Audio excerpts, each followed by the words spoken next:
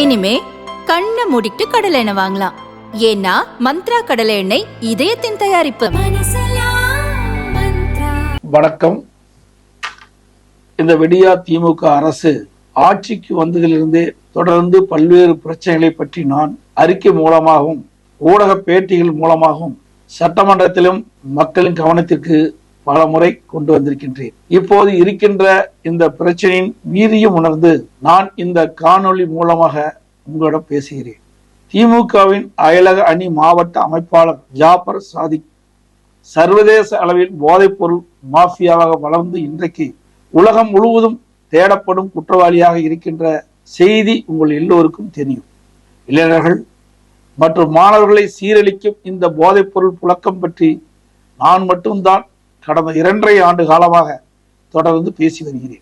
இந்த விடியா திமுக அரசை எச்சரித்தும் மக்களிடம் விழிப்புணர்வு ஏற்படுத்தியும் பேசி வருகிறேன். இது நம் அனைவரது வாழ்வியலை ஒட்டுமொத்தமாக பாதிக்கின்ற ஒரு விஷயம். இதில் அதிகமாக பாதிக்கப்படுவது நமது குழந்தைகளான பள்ளி கல்லூரியில் படிக்கும் மாணவர்களும் ஐடி துறையில் வேலை பார்க்கும் இந்த தலைமுறை இளைஞர்களும் தான். ஒரு பெற்றோராக நாம் இந்த பிரச்சனையை குறித்து சிந்தித்து பார்க்க வேண்டும். ஒரு தந்தையாகவோ தாயாகவோ நம்முடைய முதல் மற்றும் முக்கியமான கடமை நம்முடைய பிள்ளைகளுக்கு நல்லதொரு எதிர்காலத்தை அமைத்து தருவதுதான். ஆளும் திமுக கட்சி நிர்வாகி, அதுவும் திரு ஸ்டாலின் அவர்கள் குடும்பத்திற்கு நெருக்கமாக இருக்கின்ற ஒருவர் போதைப் பொருள் மாஃபியா தலைவராக இருக்கின்றார் என்றால் இது ஸ்டாலின் அவர்களே தமிழ்நாட்டை அகல பாதாளத்துக்கு அழைத்து செல்கிறார். நேற்று ஒரே நாளில் மட்டும் காலையில் மதுரையிலும் போதைப் பொருள் பறிமுதல், மதியம் உளுந்தூர்பேட்டையில் பள்ளி மாணவர்களுக்கான இனிப்போடு கலந்திருந்த கஞ்சா பொட்டலங்கள் பறிமுதல், மாலை சென்னை கொடுகு குப்பை கிடங்கில் கொட்டப்பட்டிருந்த போதைப் பொருள் பறிமுதல் என்று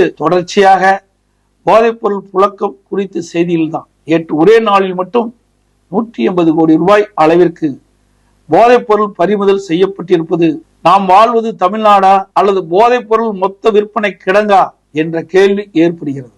தமிழகத்தில் புழக்கத்தில் உள்ள போதைப் பொருட்கள் கடலளவு, ஆனால் தற்போது பறிமுதல் செய்யப்பட்டுள்ள போதைப் பொருள் கையளவு என பொதுமக்களிடையே அச்சம் ஏற்பட்டுள்ளது. போதைப் பொருள் புழக்கத்தையும் இதனையும் தடுக்க நடவடிக்கை எடுக்காமல் கையெட்டி வேடிக்கை பார்த்து சர்வதேச போதைப் பொருள் மாஃபியாவுக்கு கருவியாக இருக்கும் விடியா திமுக ஆட்சி இனியும் தொடர்ந்தால் தமிழ்நாட்டை ஆண்டவனாலும் காப்பாற்ற முடியாது. நாளை அனைத்து இந்திய அண்ணா திராவிட முன்னேற்ற கழகத்தின் சார்பாக அனைத்து மாவட்ட தலைநகரிலும் இளைஞர்களும் பெண்களும் பொதுமக்களும் ஒன்று கூடி மாபெரும் கண்டன ஆர்ப்பாட்டம் நடைபெறும். 4ஆம் தேதி ஆர்ப்பாட்டத்துடன் இது நிற்கப் போவதில்லை. இந்த போதைப் பொருள் மாஃபியா கும்பல் முழுவதுமாக கைது செய்யப்பட்டு தமிழ்நாட்டில் கடைசி துளி போதைப் பொருள் ஒழியும் வரை எங்களுடைய போராட்டம் நிச்சயம் தொடரும். நான் இப்போது ஒரு தந்தையாக, உங்கள் குடும்பத்தில் ஒருவனாக உங்களிடம் பேச விரும்புகிறேன். அறியா வயதில் தெரியாமல் செய்யும் தவறு வாழ்க்கை முழுவதும் சீரழித்து விடும். அதனால் நாம் பிள்ளைகளை, குறிப்பாக கல்லூரியில் படிக்கும் மாணவர்களோ இது போன்ற போதைப் பொருட்களில் இருந்து காப்பாற்ற வேண்டியது நம்முடைய கடமை.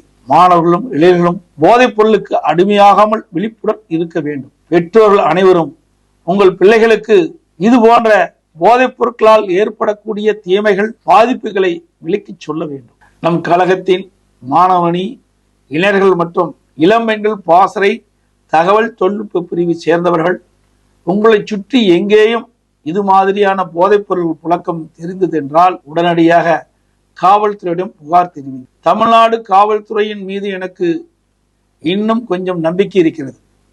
புகார் அளிப்பவர்களின் அடையாளத்தை பாதுகாத்து போதைப் பொருட்களை ஒழிக்க இனியாவது தீவிரமாக செயல்படுங்கள் என்று காவல்துறை அதிகாரிகளை கேட்டுக்கொள்கிறேன். விடியா திமுக ஆட்சி வந்தபோதே இந்த போதைப் பொருள் புழக்கம் விதையாக இருந்த சமயத்திலேயே நான் தொடர்ந்து எச்சரித்தேன். இன்றைக்கு திமுகவை சேர்ந்த நிர்வாகிகளே ட்ரக் மாஃபியாவாக வளர்ந்து இருக்கின்றார்கள்.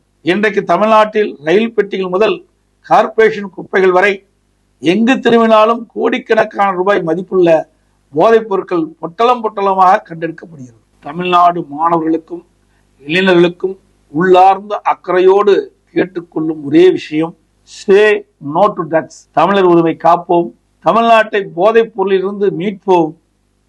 நன்றி, வணக்கம்.